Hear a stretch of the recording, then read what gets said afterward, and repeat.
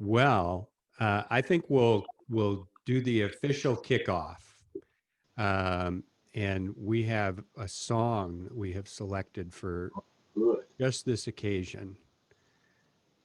So here we go. Oops.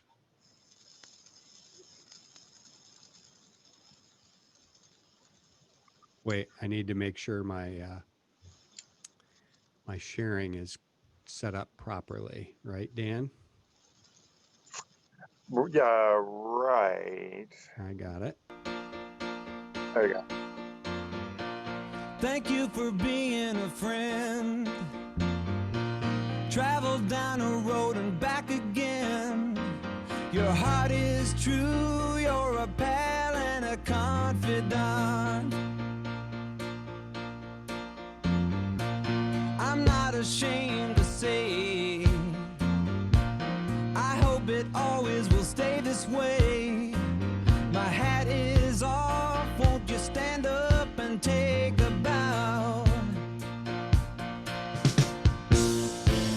And if you threw a party, invited everyone you knew, well, you would see the biggest gift would be from me, and the card attached would say, thank you for being a friend.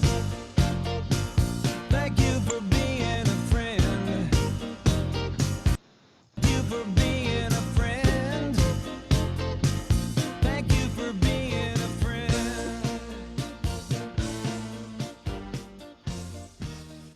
Well, I just thought that was the appropriate song. Don't you agree? Yes. Yeah, Thank you for being a friend. that's right. And thank all of you for being a friend, for being friends, and for being here tonight. This is a very special episode because we're going to feature the Friends of Guest House, which is a very important organization to Jennifer and me. And I know that after tonight, it will be to you as well. I want to cover a little bit of business before we get into this and just let you know that um, if you would like to make a contribution to the Friends of Guest House, all you have to do is go to happyhourhope.com, So, and what you'll get is this. And and this just kind of tells about what happy hour is, and you can always come here to see who our next guests are going to be and what the charity that we're contributing to is.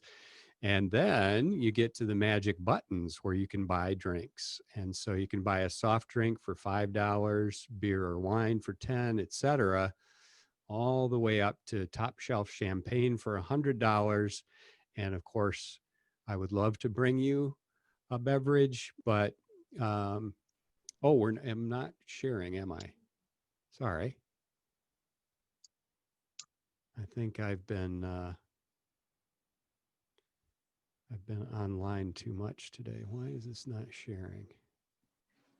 There we go. Huh.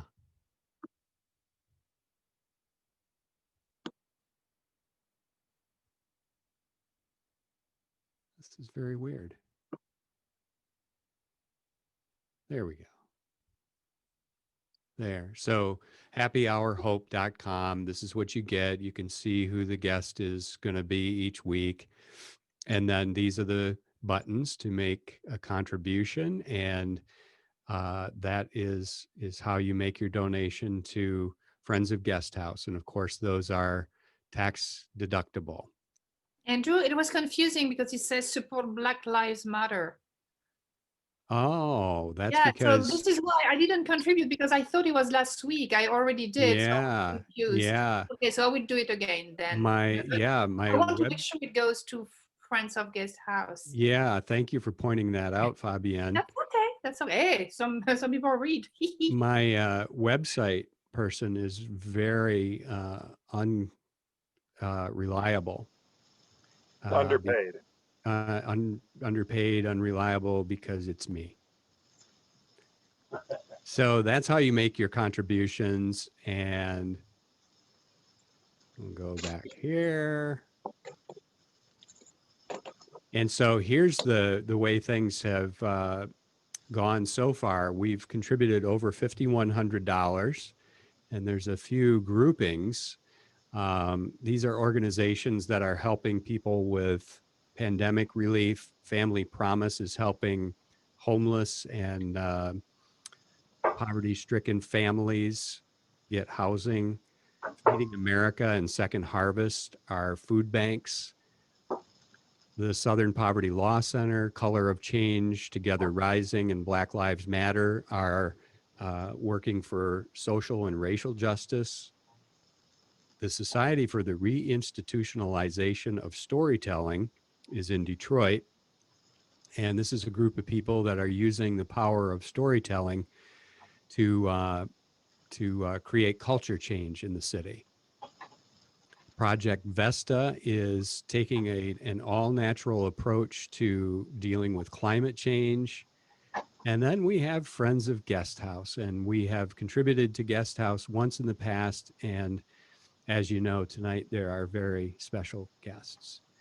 So I'm really looking forward to for all of you to learn about Guest House. I first became aware of Guest House when I first moved to Virginia almost 9 years ago.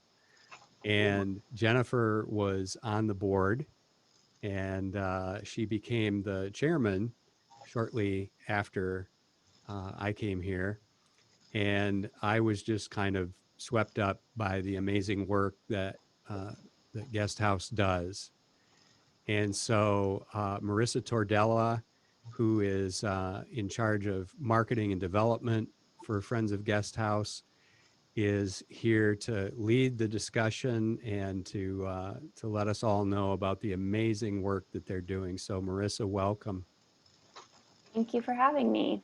And thanks to you and Jennifer for being really long time wonderful supporters of Guest House. We really, really appreciate it. It is our honor. So yes, I'm Marissa Tordella. I'm the Director of Marketing and Development at Friends of Guest House. Jessica Tava is also on tonight. She's one of our board members, current board members. And Denise Tordella, who is my mother, is also on tonight, and she is also a former board member as well. And then Liz Royal is on as well, and she is a graduate of our program. So thanks to all of you for joining and being here tonight to help represent Guest House. Did anyone have an opportunity to watch the documentary?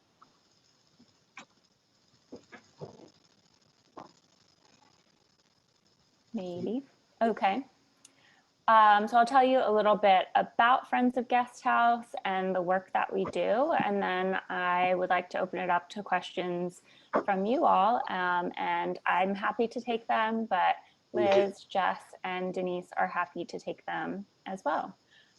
So Friends of Guest House is located in Northern Virginia, in Alexandria, just outside of Washington, D.C. We serve women transitioning out of the jail and prison system in Virginia. And we were founded in 1974, so this is our 46th year. We were founded by a woman named Betty McConkey. She was originally from Alexandria, and she was incarcerated in federal prison.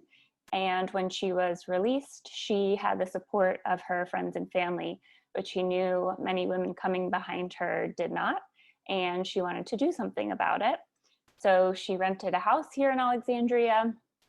It was actually an abandoned boarding house, which worked out perfectly for what she needed. And she started just welcoming in women who needed a safe place to stay while they started the next chapter of their lives, and really continued in that way for several decades. In the last 10 to 15 years, the organization has really grown a lot. Now we have several locations, multiple programs, and we serve just over 300 women a year across all of our programs. Our main program, which was really featured in the documentary, if you were able to watch it, is called our residential program. It is a residential program, so our clients in that program live with us for 6 months, immediately after they're released from incarceration. And then while they're with us, we provide really intensive case management services to them. They create a reentry plan, and we work with our clients to address some of the underlying issues that might have led to their incarceration, and then help them to be successful now that they're in the community. As part of our residential program, we have what's called our Workforce and Life Development Program. So that's a workforce readiness program, obviously on the workforce side, and then on the life skill side, we work with our clients on some of the underlying issues that we've seen as patterns for women who are re-entering from incarceration. A lot of our clients struggle with substance abuse issues, so that's a piece of that life skills programming. So many of them are survivors of trauma, and their substance abuse and trauma are often very closely related. And then many of our clients are also mothers as well. So we offer some parenting classes to help our clients successfully reunite with their children. So that program is 6 months. And then the next program, the next phase is called our aftercare program. So that's 9 months of case management services. But at that point, our clients are not living with us. They're out in the community. We help them to find affordable housing, safe affordable housing.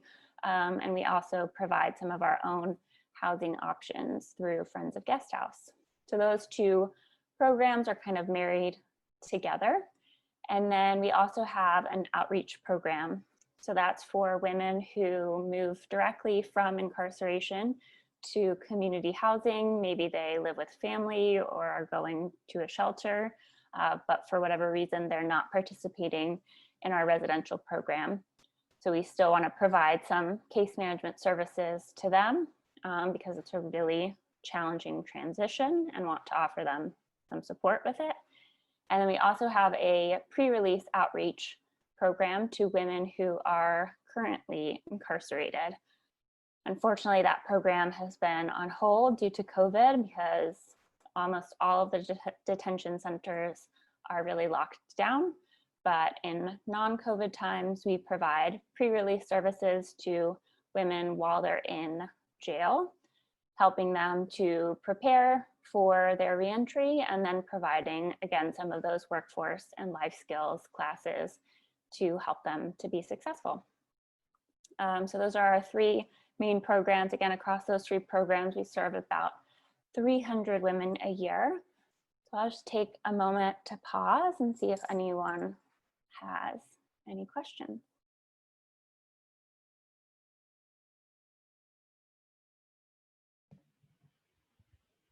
How many can you house in your residential place at once? So we have 2 houses, and combined we can have 30 women at a time. So we serve about 60 women a year in that program, and we get about 400 applications a year for those 60 spots. Yeah, so How do you choose the 60? It's not hard, or it is hard, excuse me. It is hard. It's really challenging, and it's hard to turn away women who, you know, are in need. But we have an application process that our clients, prospective clients, apply to our programs. So they fill out a paper application. There are some basic requirements for the residential program. You have to be a woman. You have to be over the age of 18. You have to be on Virginia state probation. So that's not at any local county level, but up at the state level. And our clients have nonviolent charges. So that helps to weed out a few applications, but not many, to be honest. Most women are incarcerated with nonviolent charges anyway. So it doesn't get rid of a lot of them, but a few. And then we have an intake coordinator who looks at their applications and looks at their goals and what they hope to accomplish once they're released. And also looks at some of our clients, especially those that have been in prison. And I don't know if you know the difference between jail and prison. We can talk about that next. But some of our clients who've been in prison. What have they done with their time while they were incarcerated? Usually if you're in prison, you've been incarcerated for a little bit longer time, and there tends to be more resources available as well. So did someone pursue their GED or get any trade certifications while they were incarcerated? Just gives an idea of kind of their self motivation. Then we have a phone interview as well for our clients if they make it to the next round, so to speak. And then finally, our decisions are really based on scheduling. Our final decisions are based on scheduling. Our program runs at 98% capacity, which means we only have a bed open for like a day or two at a time here and there throughout the month. So there's a lot of timing and juggling and puzzle pieces to fit together. So that's the kind of final piece of the process. Hi, can you talk about your primary sources of funding? Sure. So for our residential program, we have a contract with the Virginia State Department of Corrections. So that provides about 70% of our funding for that program. And then we also get some funding from the local municipalities here in Northern Virginia, including the city of Alexandria, Arlington County, Fairfax County, and Prince William County. And that funding also supports the pre-release programs that we offer in the local jails here in Northern Virginia.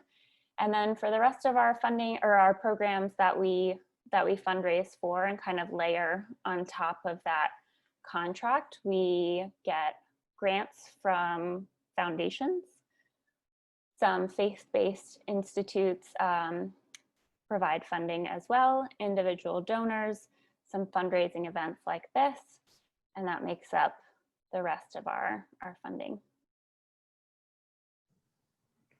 Marissa, Thanks. I'm sorry, go ahead. I just was wondering, so in the virtual world, are you doing virtual galas, or are you doing anything to, with your normal donor base?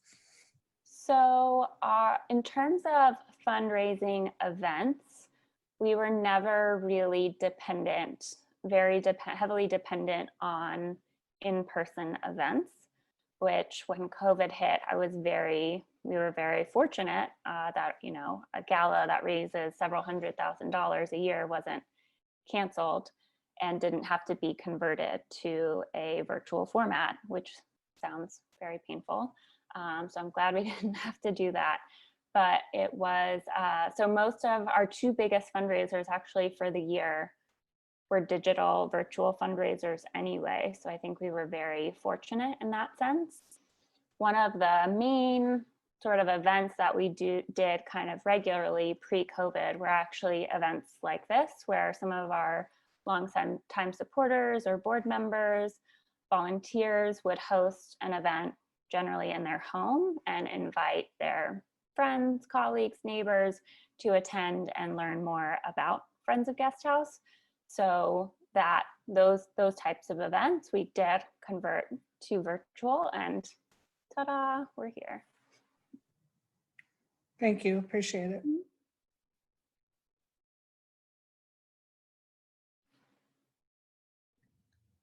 Andrew, you're muted. I had a question that came to me in the chat, Marissa. Oh. How did you come to be personally involved in this work? Yeah, so my mom, like I mentioned, who's on the call tonight, she was on the board of Guest House when I moved back to the area about almost 5 years ago now. And there was a job opening at Friends of Guest House, and she asked me if I would fill in just until they found a replacement. So 5 years later, they still haven't found anyone. No, they actually did, and I changed roles, but I really love the mission and the work, and I love working with the women that are in the program. And we've also grown a lot the last 4 years even, and I was really excited to be part of it and felt like I could personally bring value to the organization and the work that we do. Thank you for that. We've had a couple of people who wanted to know the difference between jail and prison. Sure. So jails are run by local municipalities. So every county or city has their own jail. So here in Northern Virginia, Alexandria has a jail, Fairfax County has a jail, Arlington County, they each have their own jail. Most of the folks who are incarcerated in a jail are actually awaiting trial. So they haven't, maybe haven't been sentenced yet. So they're just pre-trial detainees. And then some folks who've been sentenced to shorter sentences will finish their sentence in a jail. And that tends in our area to run about 12 to 18 months. If you're sentenced for longer, so 12 or 18 months or longer, you will generally be transferred to a prison. And prisons are run by the state. So there are fewer of them, and they tend, especially in Virginia, to be in rural areas. They're much larger, bigger institutions, and like I said, folks there tend to be there longer, so there tend to be more services available at the prisons. So thank you. And Marissa, is there a difference in the ability to integrate the new life between women coming from jail and prison? That's a great question. So I'd say for some of our clients that come from prison, if they were serving a significant sentence, the world changes very quickly. And having been removed from that from an extended period of time is certainly an additional challenge for women who've had longer sentences, I'd say. And Liz, if you have anything to add here, please jump in at any time. I would say one thing that I just saw in the chat, I guess, would be, just any challenges that we face. And I think for myself, somebody who is, addicted and comes from a life of, it was a very chaotic life and there was not much structure in it at all. And then walking into a very structured environment was a big change. And then being asked to change as an individual, having to look at myself and work on myself. That was something I've definitely run from my entire life. But just a brief short thing is that, I struggled with my addiction and treatment facilities and jails and prisons my entire life. And I'm 35 now, so it's been quite the long stretch for me. And when I came to Friends of Guest House, I've been to at least 8 treatment centers, and hands down, by far, has topped all of it 100%. Just as I call it, the power of support, the support that they give us. There's so much love, and it's not even like they do it as their job. They do it like we're their family, you know what I mean? And they put that much extra hard work into it. And I've never in my entire life been sober this long, and now I have 17 months sober. And that's because they constantly still support us all the time. I mean, like I can call any of them on any given time or hour, and just they're there, and all facilities aren't like that, so thank you for that. Really, it's just hands down, just the support that they give is insane. Yeah, I think Liz, obviously she knows, so she makes a very good point. The hardest thing you can ever do in your life is change, right? Like, have you ever tried sticking to a diet? It's awful. And we ask our clients, to change their whole life. And it's really hard. I think it's the hardest work that anyone can do. So I'm always really impressed by our clients.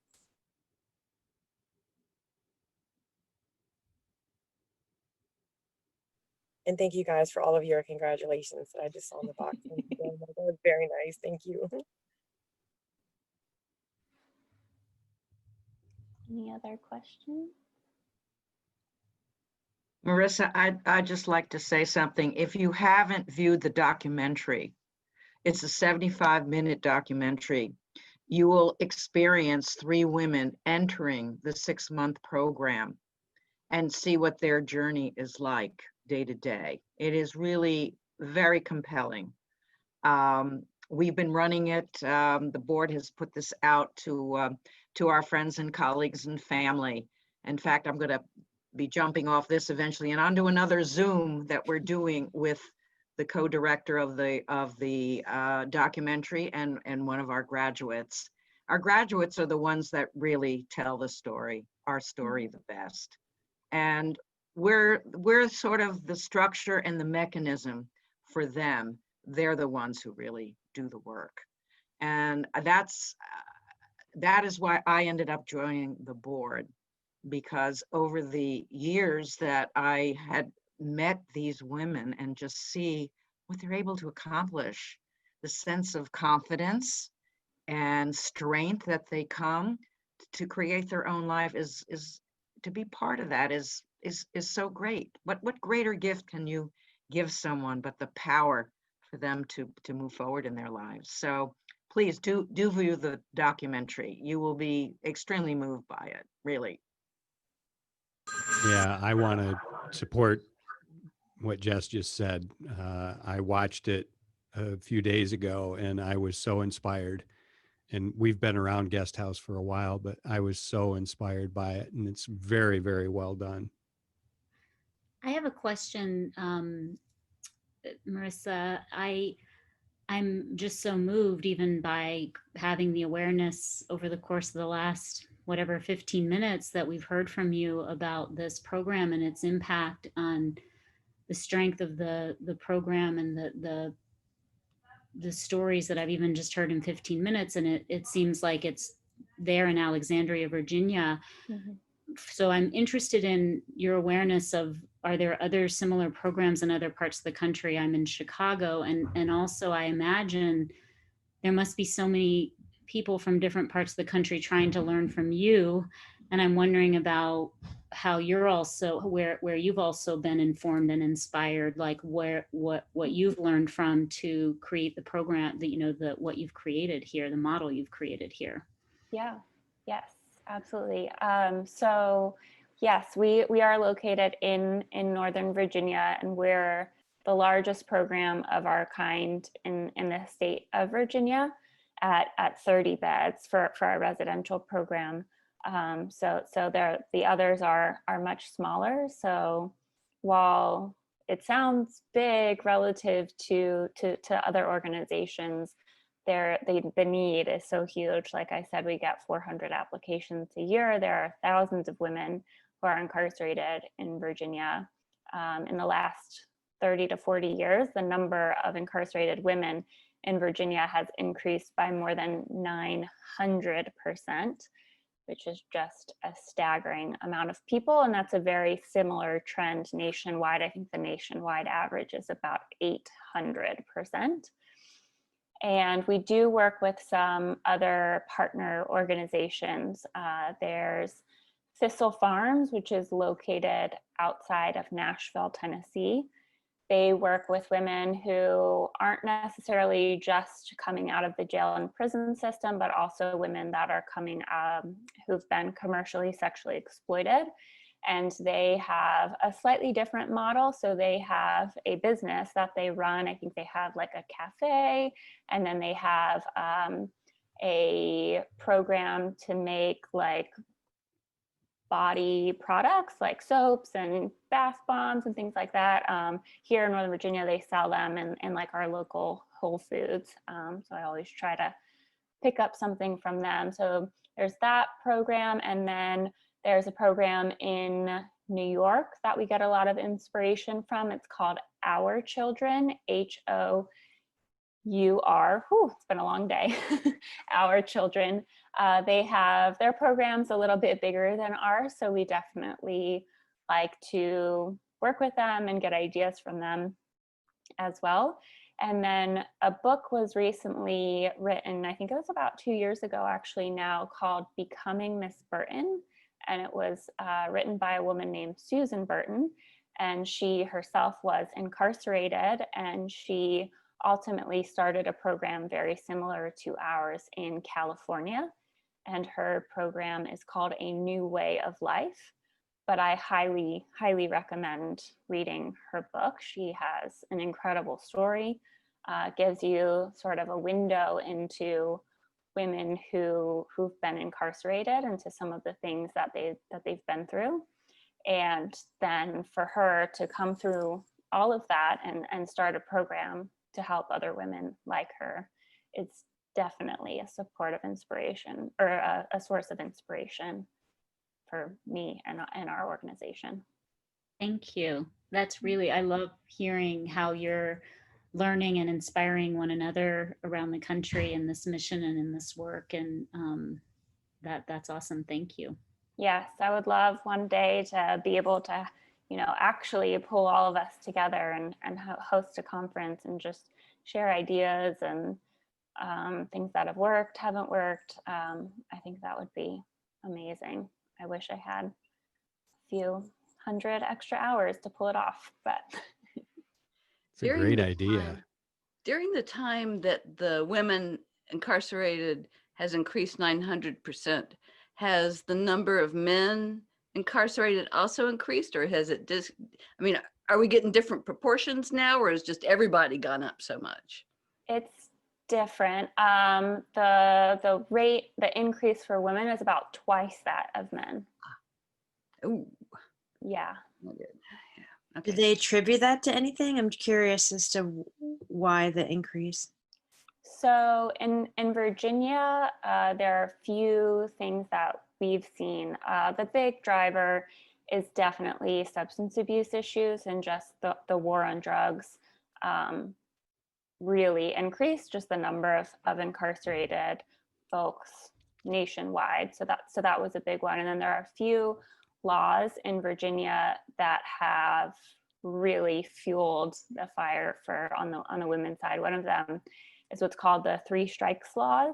So if you have 3 misdemeanors, small, maybe a shoplifting charge, a minor possession charge, 3 misdemeanors, so it becomes a felony, and then you'll get sometimes back time for your previous misdemeanor offenses. So if you weren't incarcerated for your first shoplifting charge, maybe you just got probation and community service hours and a fine. Once you have 3 misdemeanors, they'll start adding up your, potential time for previous charges. And that really has led to a lot more women doing a lot more time, which has just increased the total number of women incarcerated in general.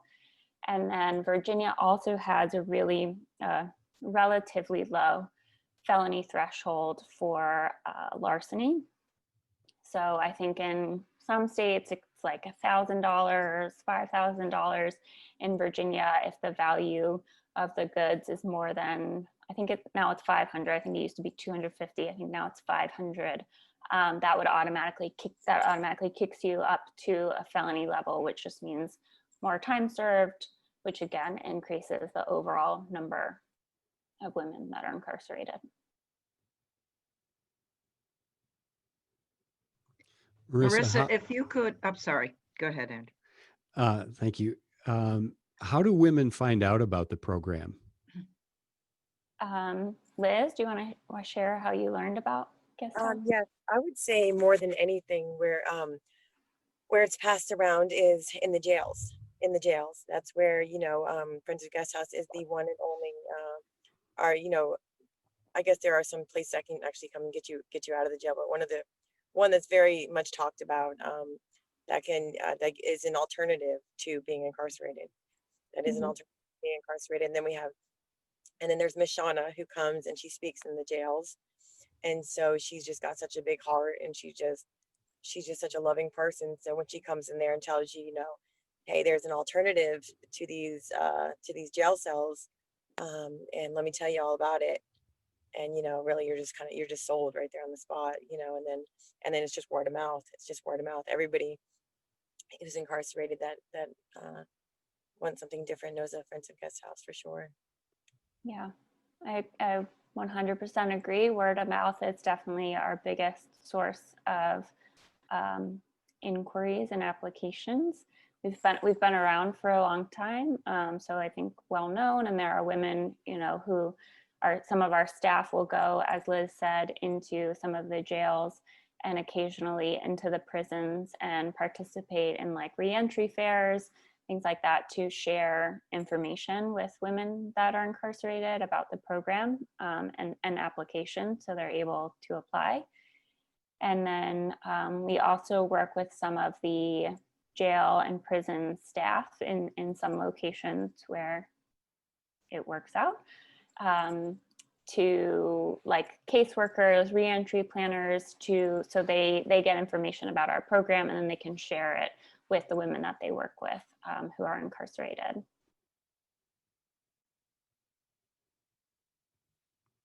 Jess, were you going to add something? Yeah, first of all, aren't there, Marissa, a number of women who are court ordered into our program? Mm-hmm. What percentage of that does that tend to be? Yes, so some of our clients are court ordered to the guest house program, meaning that successfully completing the program becomes a condition of their probation. And if they are not able to successfully complete the program, it would be a probation violation for them.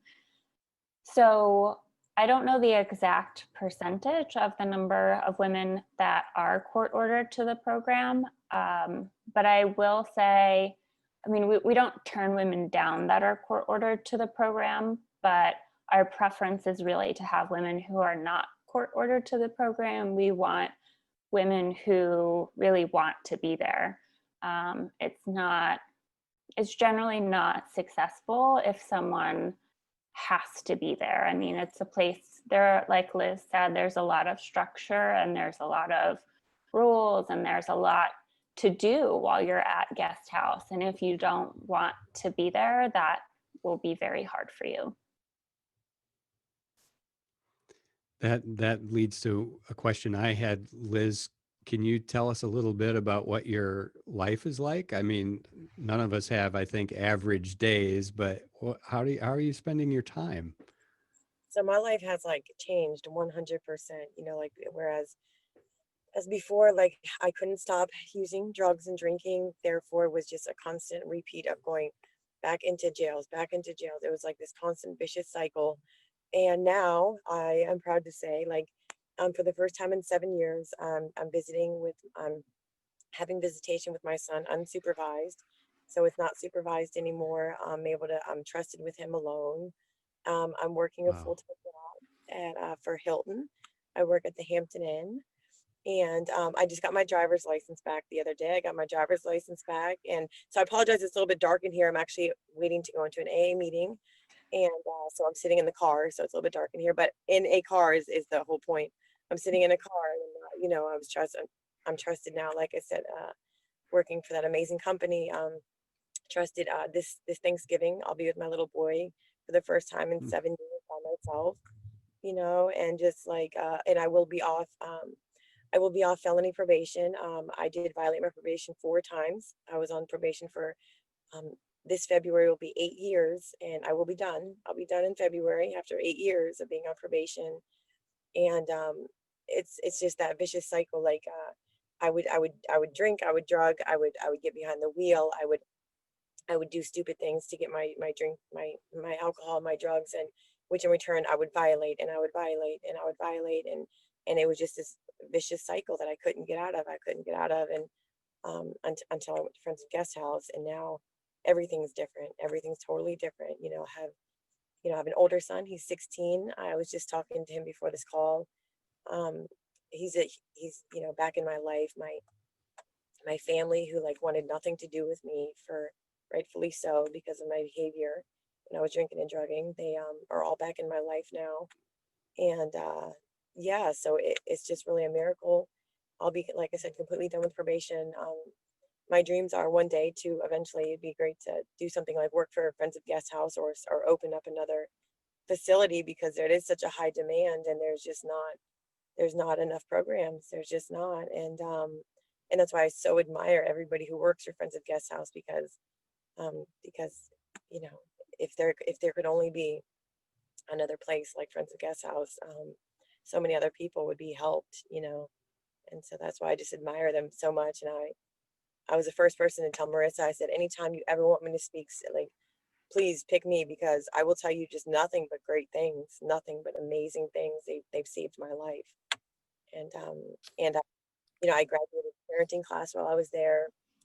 I got a advocating certificate while I was there.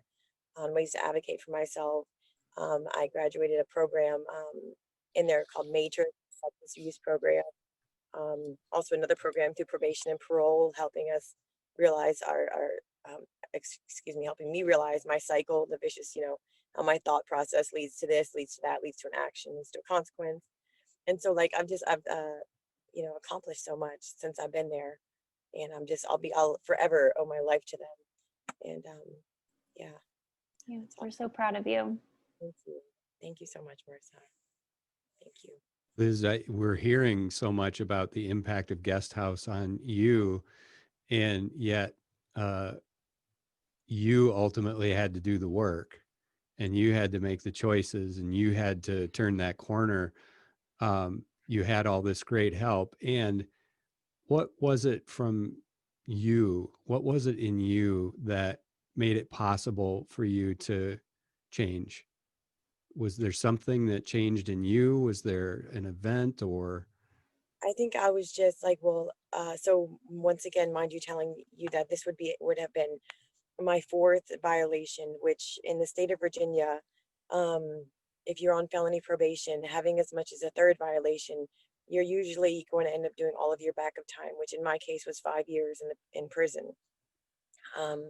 When I got that fourth violation, I was just so tired. I was so tired of just running into a brick wall at full speed, you know, and I didn't have any more like chances per se, you know. It was do or die. Like I was going to die. I was going to die, or I was going to end up spending a lot of time in prison, and I was not going to see my kids anymore. And so I really had, you know, 3 options: to be put in prison for a very long time, to go out and use heroin or smoke crack or whatever for the rest until I died, which would be pretty quickly if I continued on the way I was going, or to fight for my life and to change.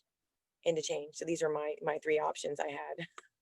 So I decided to fight for my life and do something different.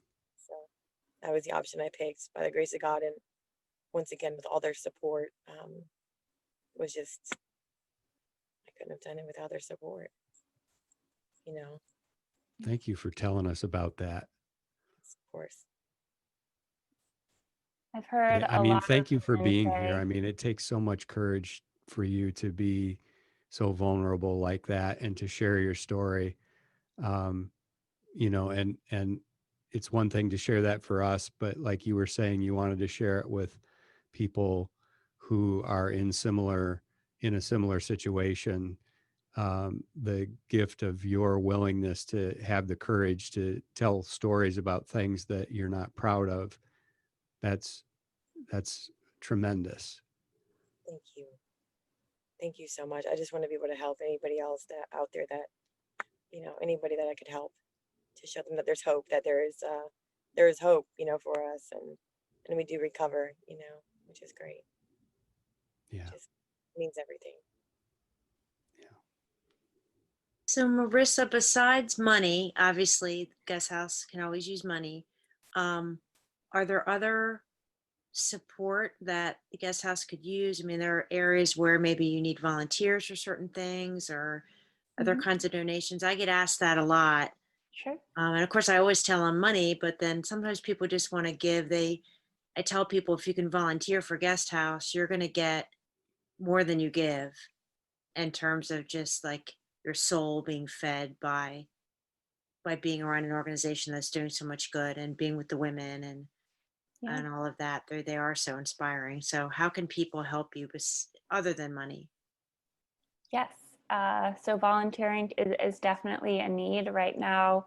one of the things we're really working on is building up our mentoring program. So all of our clients in our residential program are paired with a mentor, just someone to be kind of a sounding board, steady person to turn to, someone who doesn't have, you know, maybe a vested interest in your life and is willing to just listen, give advice, and just be someone solid for the women to turn to. A lot of our clients, like maybe their family or their friends or whoever they were with before they came to Guest House, were not necessarily healthy for them. And one of the things that we try to help them to do is to build a really supportive and solid community. And for some people that can be their family. For some people it's a faith group. For some people it's working with a sponsor and getting connected to AA or NA. You know, building just a group of folks who will be supportive and helpful as opposed to harmful on our client's journey. So I'll put an email in the chat where you can get more information about our volunteer opportunities. And then we also have an Amazon wish list with just it's items that we need pretty much all of the time: clean underwear, deodorant, shampoo, tampons. So those are on our wish list. You don't necessarily have to buy them from Amazon, but the list will certainly give you an idea of certain things that we do need. And if you do want to order through Amazon with our wish list, they can just send it right to our door. So I can put both of those things in the chat. Well, that's a great idea. I had no idea that existed. I read Amazon, they think of everything. Of course they do. I read something online today in Alexandria Today that Guest House got some support. Looks like you know what I'm talking about. I just don't know enough about it. Yes. So we have 2 locations for our residential program. One is a house in one neighborhood of Delray, and then the other was actually an old office building in Old Town Alexandria. And we worked with some groups last year to have it renovated. And so it was a huge project to change this 200-year-old office building into a home for 20 women and a very unique home for our needs. So when we were done with that project, you know, the house was very utilitarian. I mean, it was safe, of course, and it had, you know, a bed and everything that we needed for the women, but it wasn't very homey. And one of the things that we think is important is to provide a really homey atmosphere for our clients while they're going through this very, you know, challenging process of re-entering the community. It's helpful for them to be in an environment that feels very healing. So we're really fortunate. 2 other local nonprofits reached out to us, and they were doing projects this month where they were just renovating or decorating homes like ours, and they came in and redid all of the common areas in our home in Old Town Alexandria, and they made it just really beautiful and inspiring. And they were really thoughtful about what to use and what they put in this space. And they put this artwork all over that was like really uplifting and had these inspirational quotes. And it was just, they did a fantastic job. And I'm so grateful that they were able to do that and create a really beautiful space for our clients to be in while they do the hard work of changing their lives. That's wonderful. It is. And yes, I saw in the chat a question about the mentoring program. It is done virtually right now on, you know, FaceTime, text call, phone. And then a few of our mentors were meeting up with women outside to go for walks and things like that if both groups were comfortable with it, but it can definitely be done virtually. And now that it's getting colder, I think there'll be more virtual Yeah. on that front as well. I keep sleeping through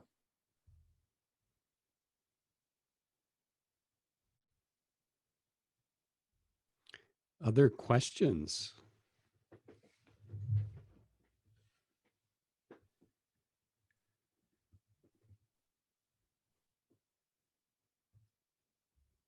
Well, Marissa and Denise, Jess had to leave to go to her other meeting.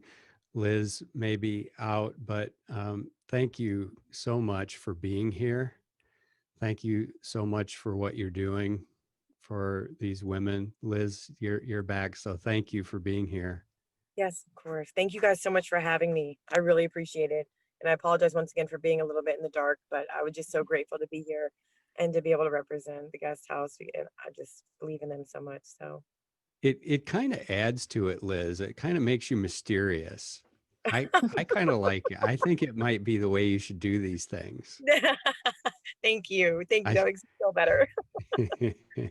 I've had the car light on the whole time, but you know what I'm afraid of is I'm going to try to turn the car on later and the battery is going to be dead. Yes. That's what I'm afraid of. Yes. Yes.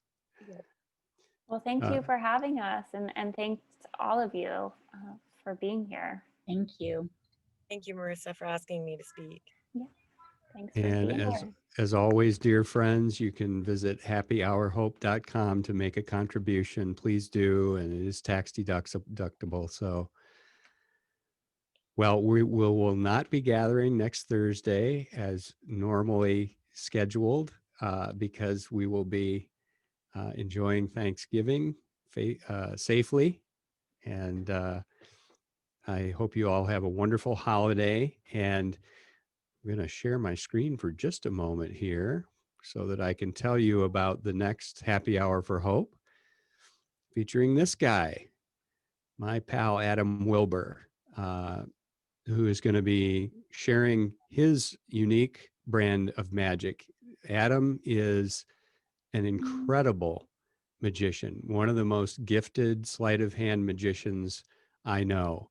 And if you're familiar with the TV show Penn and Teller Fool Us, does anyone know that show? So Adam fooled Penn and Teller. Watch So it all the that's time. kind of a feather in his cap. And he's going to be talking about creating magic in troubled times. And Adam has had a very challenging life. He is a recovering alcoholic. He's very open about that, and he talks about that in his work. He also is one of the most prolific creators of magic. He actually created the biggest selling magic trick of all times. And it's a device that allows you to shoot fire out of your hand. And they've sold something like 10 million of those puppies. So Adam's going to be here, and I know you're going to love that. It's on December 10th. And just thank you all so much for being here. Thank you for coming back time and again. It's a wonderful group that we have here. So thank you so much, and we'll see you next time. Thank you, Andrew. Bye, everybody. Bye. Happy Bye. Thank you Thanksgiving. all. Thank you, AB.